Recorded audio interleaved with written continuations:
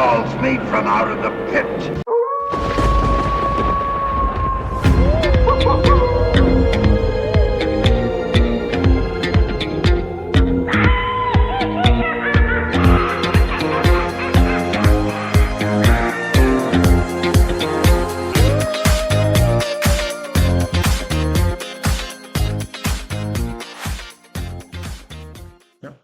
I'm Paul, I'm Mark. And I'm Mike. and this is the return of the son of the show. So this week we watched Svengoolie, and he ran the classic William Castle's The Tinkler. Yeah.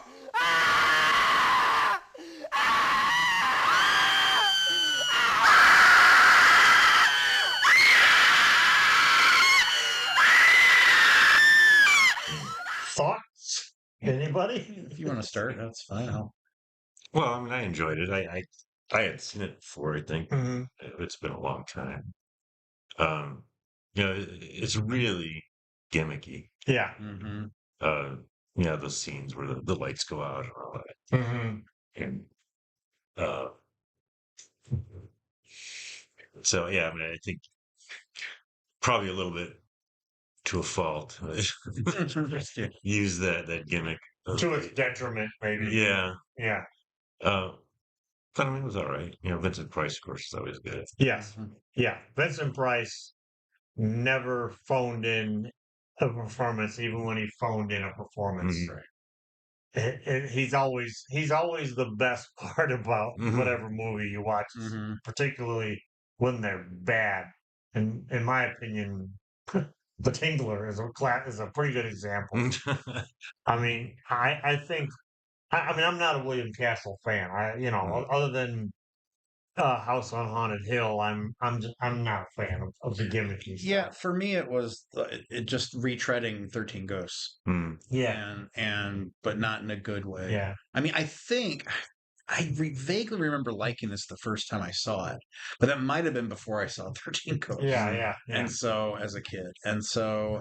But yeah, I agree this time around with you. The gimmicks it felt forced. Yeah. Mhm. So okay, here's another gimmick, and here's another gimmick, and here's and it didn't logically fit the story for me. Right. 13 Ghosts does. Yeah. 13 Ghosts are there to scare you. I mean, That's 13 easy Ghosts is plot. probably William Castle peak. Yeah, You know. yeah.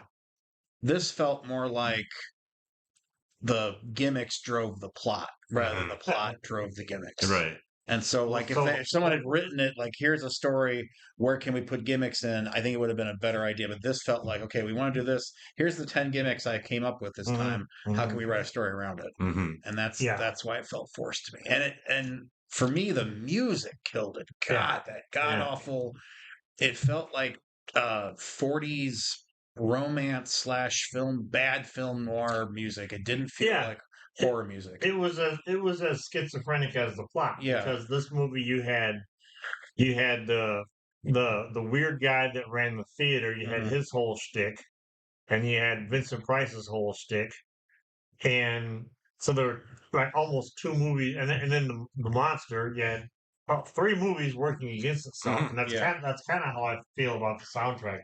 There wasn't a overall theme that ran through it. It was just kind of like whatever they had laying around, maybe to fill in. Yeah, I think it would have made more sense to have Vincent Price. Just go ahead and make him the bad guy. Yeah, So he, in order to get this Tingler, he just Mhm. does worse and worse and worse and worse things Mhm. from us, but making a scientific excuse for it. yeah, He and the young guy get like corrupted by, their desire to see Mm. the Tingler. I thought it was weird that Yeah. he seems evil in the first half, Mhm. and then suddenly takes a moral stand against Yeah. the guy. You know what I mean? Yeah. It's like you gave him the idea. yeah, yeah. Your shenanigans to get the thing to come out in the first place gave the theater guy, the idea. So it just didn't fit. It seemed like a cop out. Like, well, we can't make Vincent Price the bad guy, so we'll. If they all would have ended up dead in the end, Yes. that would have been a much better ending, Mhm. because it's one of those. There's no redeemable characters in this movie, Right. And And you could still, let's say they're all dead in the end, and the Tingler crawls off screen. Then you can do all your crap that it's in the movie theater. yeah, Mhm. And so have the projectionist yelling it's in the movie theater or Yeah. something. So have the movie end, and then like I just didn't make sense that there's a movie theater below. yeah, Why? Yeah. How does that work? I mean, it just didn't. Yeah. But I think the more I watch, the more times I see this movie, the less I like it. This is a good movie for conversation while watching the movie because Mhm. there's not, the first 45 minutes or so, nothing scary happens Mhm. whatsoever. It's just not even anything suspenseful is happening. Right. So we spent a lot of that just talking to each Yeah, other. it was a little bit confusing at the beginning too, Yeah. because I didn't know who all these characters were. Right. Hmm.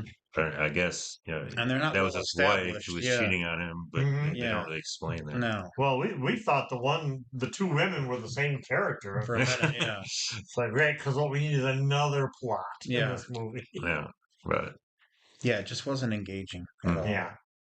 Well, I think I came up with a way to make it a better, scary movie. Okay. Like if I was going to remake The Tingler, I came Mhm. up with an idea watching it. Because, like, apparently we all have this microscopic thing living in us that manifests itself, when we're scared to death. And that's, of course, The Tingler. To me, they could have done what I would do is more of like a Lovecraftian, like From Beyond thing, Mhm. where like your fear like opens like the portal to the realm of fear and allows this thing to come into it. I think that would have been a lot more fun than just, hey, I've this monster whose medical science has never noticed Mhm. before. Mhm. Okay, Well, there's been- where do all these Tinglers go that succeed? yeah, Why haven't we seen them wandering around? yeah, So that part didn't make sense either. It just so that he part. can drive it out physically into the Yeah. real world, but so I'm assuming the Tingler has succeeded in the past. Is it just one? If everyone has, I don't know. It just doesn't. It just doesn't hold together. So I think he was more interested in the gimmick than he was making a good movie, and Yeah. so and that's why.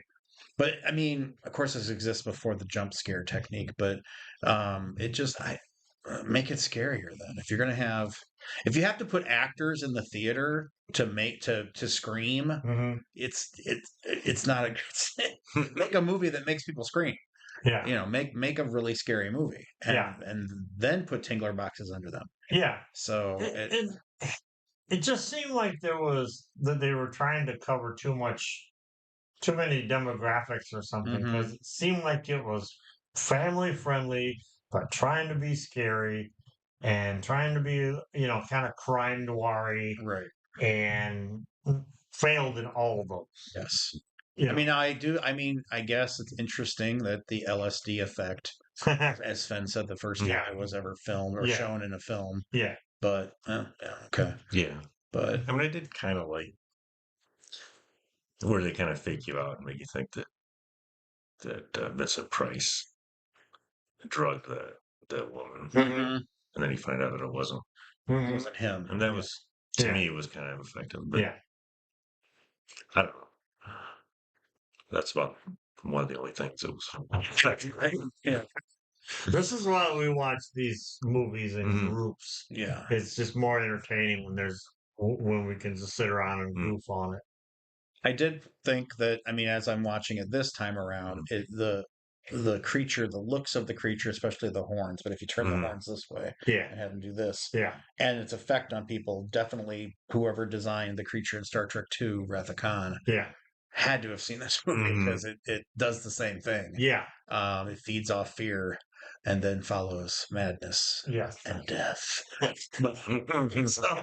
So it seems like that came right out of it. So And you said there was a Doctor Who episode that also. yeah, so in the 10th Doctor's in the fantastic episode Turn Left with Donna, Donna has one of the Trickster Brigade on her back. Mhm. She can't, that no one can see, and it also had it looked, had this chitinous look. So I'm wondering if Russell T Davies didn't also think of that, but yeah, because it's a giant bug on her back. Or people just unanimously hate earwigs.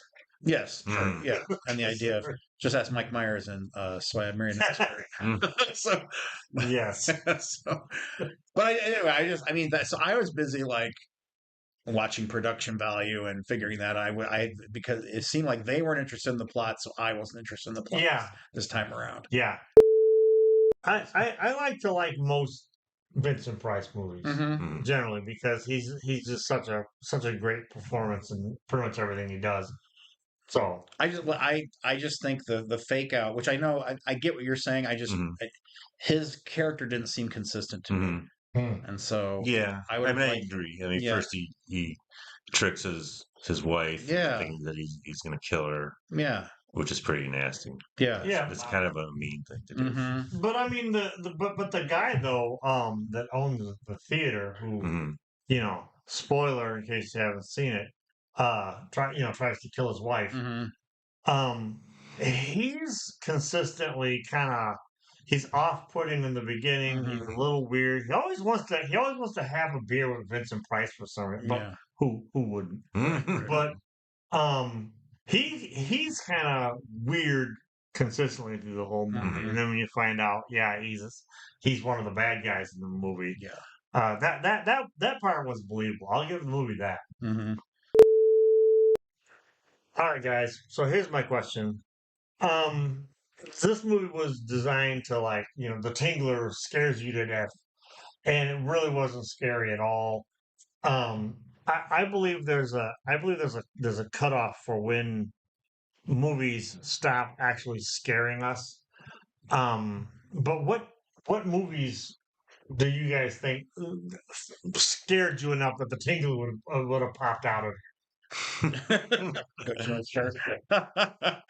He's like, will the Tingler? I'm not sure. It's the Clucker. Yeah. Tingler would have popped out. To me, the scariest movie of all time was The Shining. Yeah. Mm. Yeah. You gotta. Yeah. Jack Which Nicholson. part of it, though? Because I bet my scariest part of that movie is different. But we can talk about that. But I would agree. Well, I don't. The whole movie just kind of builds up this tension to me. It's like it feels hopeless, and the idea that you could sort of be like absorbed into this place. But the actual scariest thing, the thing that kept me up at night, was those two girls. Okay. That's a yes. That's what did it for me was two And girls.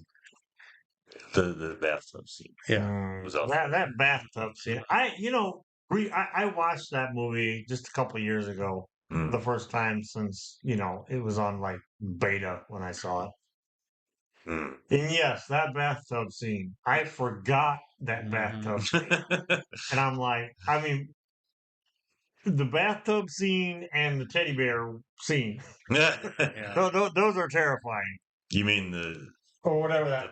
the bear? Like, Yeah, guy in the bear costume? yeah, the guy in the bear costume. Right. Yes. Yeah, for me, the twins are in a long line of anything under 3 feet tall, trying to kill you is scary. And that's Right. sort of been my tagline since I was a little kid. And so anything under 3 feet tall, I'm afraid of. Mark used to scare himself when he was in the second grade. Yeah, yeah. So as a kid, just about everything scared me. So I mean, for God's sakes, I was afraid of the Bigfoot and $6 Million Man. I swear to God, he was out my window every night. Well, he was outside. He was scary. my Yeah, window. he was scary. My next door neighbor looked like the dude. Yeah. That was terrible. But I mean, as a kid, I never so slasher movies never bothered me as a kid. So we could sit with neighbors and watch all the dumb 70s and 80s slashers. I mean, like Jason, none of that stuff bothered me. But anything with like supernatural ghosts, things that you couldn't control. So to me, like Jason's a guy, and I guess they know they make him unkillable in the later ones, but to me that's just a guy. Yeah. And so it's something supernatural that you can't do anything about. Yeah. That used to scare the crowd. It still does in some ways. Yeah, I'm not a fan of. I mean, I enjoyed the classic slasher stuff, but I enjoy those. Right, I don't, Yeah. but they don't scare me. Yeah, Those don't do anything for me. Yeah. But I would say for me, I don't know if it's the scariest movie of all time, but definitely the scariest movie for me personally was Pet Sematary. And why is that? Ah, well. So I'll tell you the story of Pet Sematary. So I saw Pet Cemetery.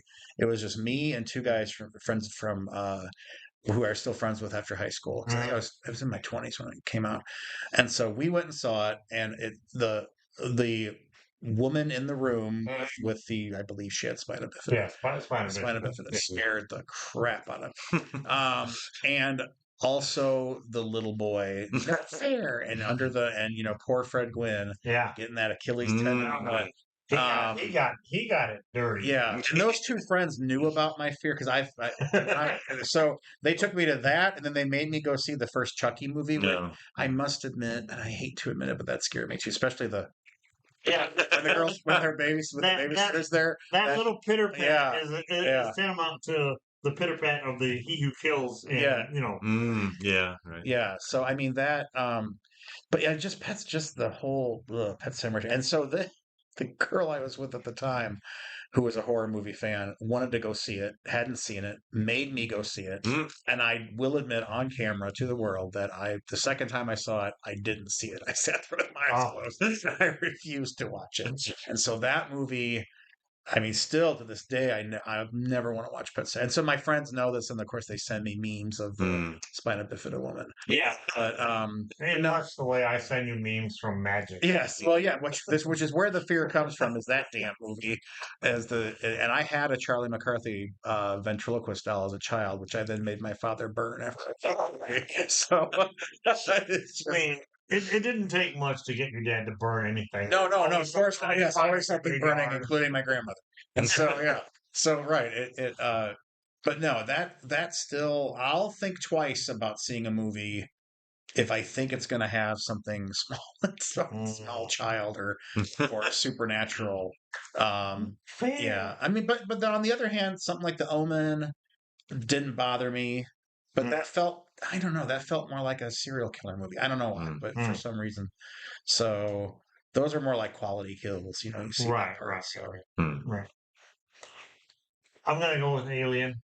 That's the last movie that, I mean, from start to finish, had me on edge. That basically scared the absolute bejesus out of me. I remember I saw Alien. I didn't see it in the theater. I saw it on some pirated box that Andy had, and we watched it.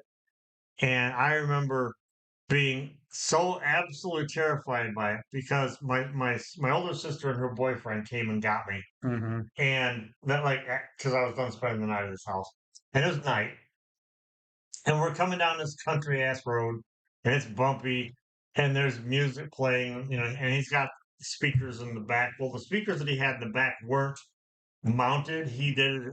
Her boyfriend did it himself, and we're going along, and the music's playing. It's probably Bob Seger, but it was going along, and we hit a bump, and one speaker kind of jostled and fell in, and I screamed bloody murder in the back seat because. Oh yeah, turn the page. Turn the page. Yeah. I remember, and I never saw Alien in the theater. I saw it years later too. But I remember my uncle coming over and talking to my mom about that. So he was a man probably in his 30s. And so Mark. No, Dan, my uncle Dan. Yeah, he came over. I remember him talking about how scared he was in the theater, and that because nobody expected it to be. They were expecting sci-fi, and they got horror, and they got absolute horror, and that noise from in the trailers. That stuff's unnerving. Yeah. For me, the last one that I thought I was going to be afraid of, so my girlfriend and I at the time watched it in the daytime, was The Ring, because it was something small crawling out of a well. And I'm like this movie potentially is going to scare the crap out of me. So let's watch it in the daytime. So bright light, sunlight. We had all the shades open, made it as unhorror feeling as possible to watch that movie. Oh, the Ring is really good. Yeah, it is a good movie. No, it's an excellent movie. But I thought small. I saw the trailer, and I'm like, yeah, that's probably going to bother me a lot. It delivers in horror. Now, The Exorcist doesn't bother me. That was my fiance's favorite movie of all time. It's a good movie. And it is a good movie, but I'll tell you what, The Exorcist 3 bothered me because in addition to things under 3 feet tall, old people who are trying to kill you also frighten me. And when the old lady becomes spider-like on the ceiling and is crawling over in Exorcist 3, I was done. I'm like, done with this movie. So anything, I think there was was it the movie The Prophecy has it with old people possessed too? So any Exorcist 3 gets so much crap, but it is such a good movie. It is. It really, and I Yeah. ended up later years watching it again. It is I love that movie. It's totally different than, it's as different from the first one as Aliens is from Alien. Yeah. But it's still both good movies. But Exorcist 3 has one of the greatest jump scares ever. And it's one of those jump scares that anybody who makes movies that need jump scares needs to go back and watch. It is, I'm not going to spoil it. Go watch it. It's great. Also, the original ending of Exorcist 3 is hilarious. Yeah, it's always weird stuff that sticks with me and like keeps me up at night. Like the chauffeur from Burnt Yeah, Offerings. I was just gonna say Burnt Offerings. I mean, it's not like it's a great movie, but for some reason that just really creeped me out. The chauffeur that keeps appearing, Yeah. pointing at the main character. I remember seeing pictures of that and being scared of it before I even seen that movie. It was just that dude's just creepy. By the way, R.I.P. I think he died like last year. Yeah, The chauffeur. yeah, the chauffeur. Here's the thing about scary for me. Scary for me, as an adult, doesn't have the same feeling that scary for me as a teenager had. So it's really hard for movies to, from start to finish, to put me in a place that, say, Alien did way back, in '79 or whatever that came out. However, recently there's this really good movie that like a lot of people probably haven't seen. It's called Skinamarink. It's an analog horror nightmare that leaves you with such a feeling of dread and unease. And as an adult, the two things that scare me are dread and unease. And this movie, from start to finish, just it's in there. It's the maybe since The Ring. Not you brought up The Ring. It's the first movie that's actually like really had me. Just another one thrown. was because we got lucky, and Mhm. so I saw it with John and his girlfriend at the time, our friend Mhm. John. We went up to, I believe it was Michigan, Mhm. and we're just looking for a movie to see, and we ended up going to see the Blair Witch Project before it became a phenomenon. Yeah, before it blew up. And holy God Almighty, that movie! That's probably like really, really bothered me. That movie bothered me when we saw it, and we were just like walked out of the theater like, what the hell was that? What did we just see? Yeah. And then I mean, the whole before, like I said, before it became a phenomenon, we really didn't know. But the guy in the end, Yeah, yeah, it just yeah. and talk about a movie that doesn't. I don't know. It's what's not there that's scaring the crap out of you in the movie. Yeah. And so, unfortunately, like once it became a phenomenon, it just that's a one time kind of Yeah. I think that's what's always scary though is what you don't know. Like if you say you do a movie about Bigfoot and Bigfoot is just a rampaging, killing machine, that's not scary. No. But it is scary when you don't know what it is and what its intentions are. Correct. Like the movie. I mean, it's kind of a cheesy movie, but the Legend of Boggy Creek. Yeah.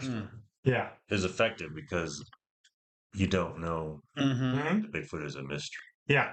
Yeah, because you all you ever see are the professor and his assistants and everything going on around them in the woods, and the weird people in the town. Well, I'd be more scared of hillbillies than I am Bigfoot. Yeah. What about when Disney tried horror? And what was the one with the girl in the well, the dead girl in the well? Watcher in the Woods. Watcher in the Woods. Yeah. Oh, Yeah. another Kids. one with a kid. Yeah. Yeah. Yeah. Ugh. That. Ugh. I don't know if that's on Disney Plus or not. I but doubt it. They try to like shy away from Yeah, that era yeah. of their movies. Yeah, it's so good. Yeah, that's a good one. Yeah. And was it Something Wicked This Way Comes? Yeah. Was that Disney too? I don't know if I maybe it was remember. DreamWorks. Yeah, I don't that know. was a good one too Yeah. back then.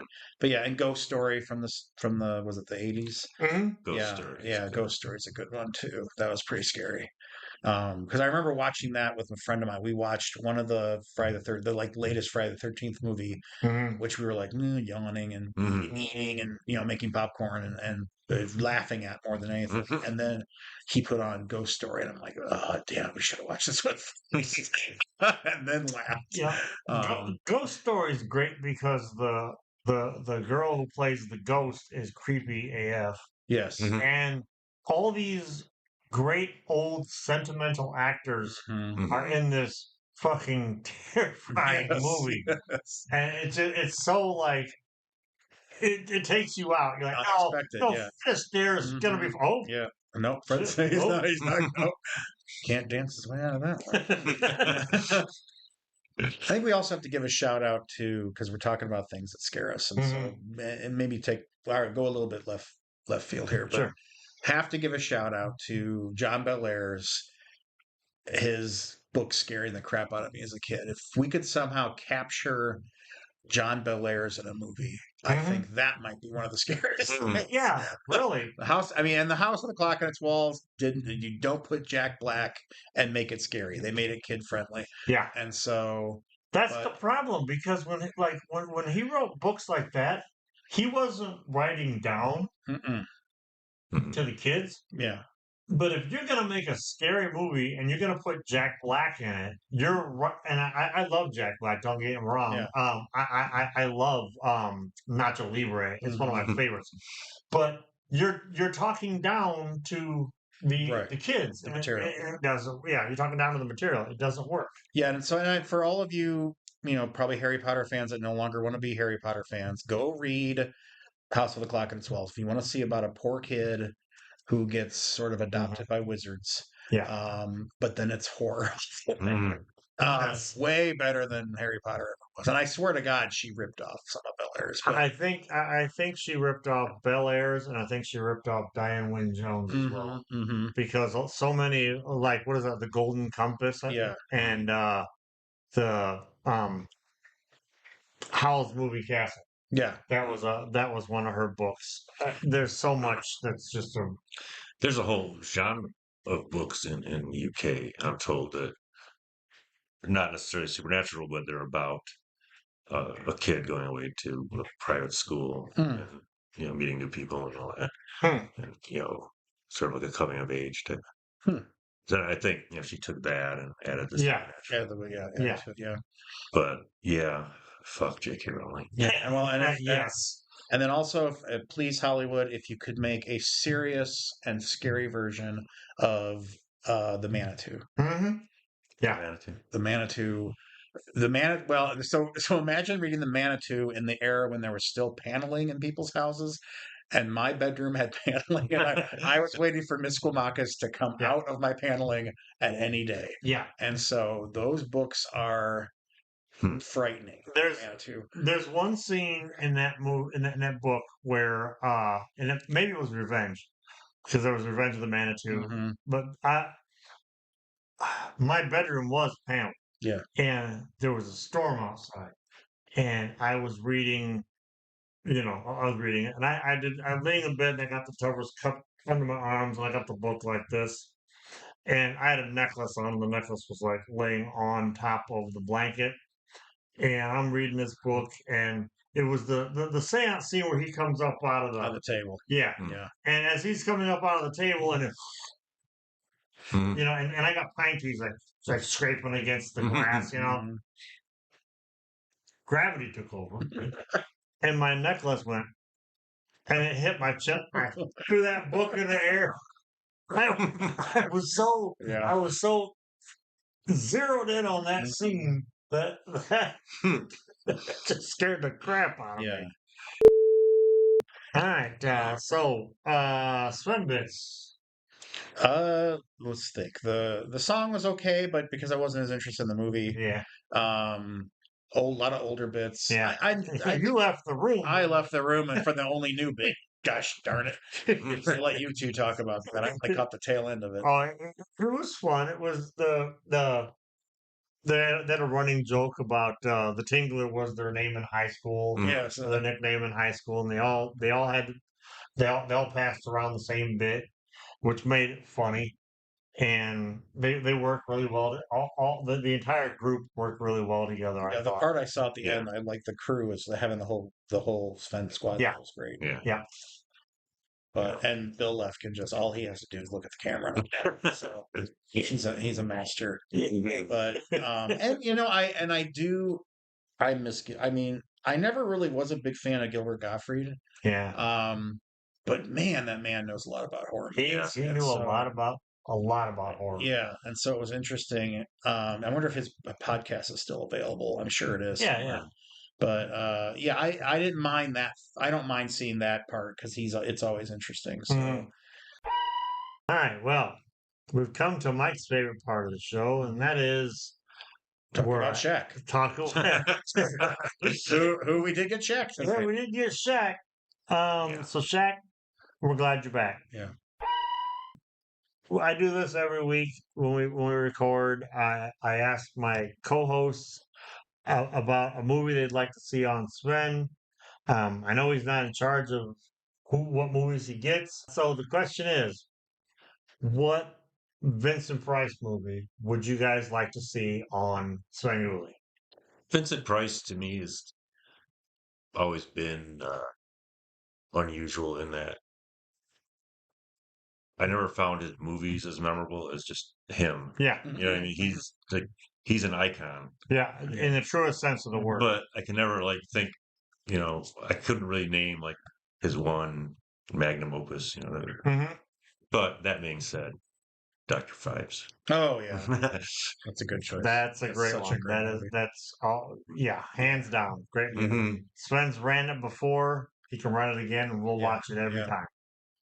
I'm gonna go with 1961's Master of the World. Ooh, With good call. Yeah, and so I did do a little research today, and so he hasn't shown that since he was son of Svengoolie. Oh, there you So go. that would be great to bring back. There you go. I don't know But if yeah, I've ever seen that. yeah, it's a good one. Yeah, Vincent Price yeah. and Charles Yeah. Bronson. Ah. yeah, Although Bronson's also in House of Wax. He's got an Mhm. uncredited yeah. Oh, short really? Yeah. appearance in House of Wax. Yeah. But of course, I mean, for me, and I just watched it again. It was on Pluto TV this week. Mhm. And so for me, it's always going to be The Raven.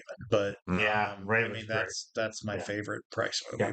But just for something different, I would go with Master of the World. Yeah. I'm going with Last Man on Earth. Mm. Oh yeah,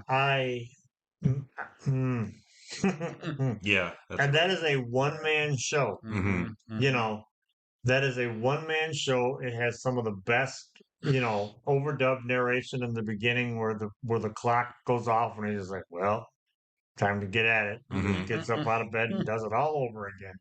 So yeah, and I don't know, maybe I'm wrong. I don't know if he's ever shown Last Man on Earth. I'd have to check. Yeah, I found a site. I think it might even be IMDb that tracks that you can look up and see the last time Sven showed a movie. So that's how I figured out with the one I mentioned. So yeah, there is somebody who tracks that. So we could double check or put it in the comments if you know. Put it in the comments. I think that's public domain, that movie. Oh, yes, it definitely is. 'Cause Yeah. it was on the DVD set of like 50 horror movies. Oh, The, yeah. the you can 50 find this. classics for Yes, $10. Yes. Which if you my thing is if I can get 3 or 4 movies Mhm. for $10, Mm-hmm. Yeah, why not? that's a win. Yeah. Mhm. That's a W, as the kids say. I guess that about does it. Yep. I'm Paul, I'm Mark. And I'm like, and this has been the return of the son of the show. I'll be the lady in 13 or what is it? House on Haunted Hill. Yeah.